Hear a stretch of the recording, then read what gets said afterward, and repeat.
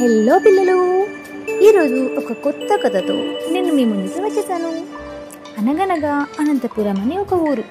ఆ ఊరిలో షేరు అని ఒక మంచి పిల్లి ఉండేది. ఒకరోజు వాళ్ళ ఊర్లో ఒక అతను మామిడి పళ్ళు అమ్ముతూ ఉండటం చూసింది. షేరుకు మామిడి పళ్ళు తినాలి అనే కోరిక పుట్టింది.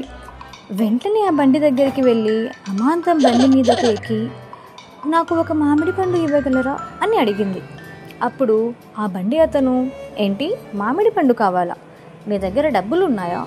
డబ్బులు లేకుంటే ఇవ్వను. అయినా నీ ముఖం చూసుకున్నావా? డబ్బులు లేకుండా పళ్ళు కొనడానికి వచ్చింది అని వెటకారంగా నవ్వుతాడు. షేరుకు జరిగిన అవమానం వల్ల చాలా బాధపడతాడు.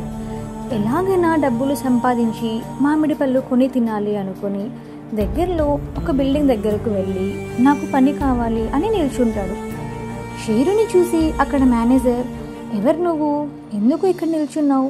ఏం కావాలి అని అడిగాడు.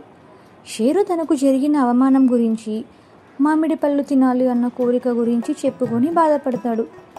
దొంగతనం చేయకుండా సొంతంగా డబ్బు సంపాదించి తినాలి అన్న కోరికను ఆ మేనేజర్ మెచ్చుకొని, సరే నీకు నేను పని ఇస్తాను అని పని ఇస్తాడు. షేరు చాలా కష్టపడతాడు. షేరు కష్టానికి మెచ్చుకొని మేనేజర్ 2 ఇంతలు ఎక్కువగా డబ్బులు ఇస్తాడు. షేరు మేనేజర్ని, ఏంటి సార్ ఇదంతా నాకేనా అని ఆశ్చర్యంతో అడుగుతాడు. మేనేజర్, అవును, ఇది నువ్వు పడ్డ కష్టానికి ప్రతిఫలం అంటాడు. షేరు ఈ డబ్బుతో మామిడి పళ్ళే కాదు, మామిడి పళ్ళ బండే కొనేయచ్చు అని చాలా సంతోషపడి ఒక సైకిల్ తీసుకొని వెళ్తూ ఉంటాడు. అప్పుడే ఆ ఊర్లో ఉన్న చెడ్డ కుక్కలు షేరు చేతిలో ఉన్న డబ్బుని చూసి షేరుతో గొడవపడి డబ్బు లాక్కుంటాయి. షేరు చాలా ఏడుస్తాడు. అయ్యో, నా డబ్బు పోయింది, ఇప్పుడు ఎలా? నేను మామిడి పళ్ళు ఎలా కొనాలి అంటే ఏడుస్తూ ఉంటాడు. అప్పుడు పక్కనే ఉన్న ఒక కొట్టు అతను ఇదంతా గమనిస్తూ ఉన్నాడు. అతను జాలిపడి మామిడి పళ్ళు ఇస్తాడు. షేరు మామిడి పళ్ళని ఎంతో ఆనందంగా తింటాడు.